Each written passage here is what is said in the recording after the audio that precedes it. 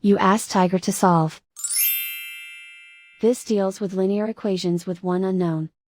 The final result is n equals 8. Let's solve it step by step.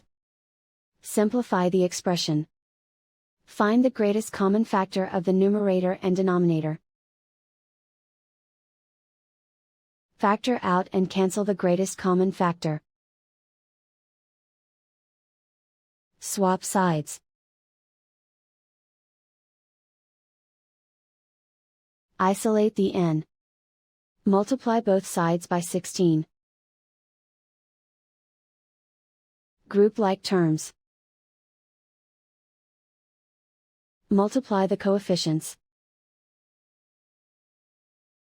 Simplify the fraction.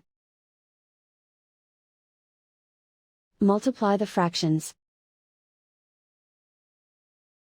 Find the greatest common factor of the numerator and denominator.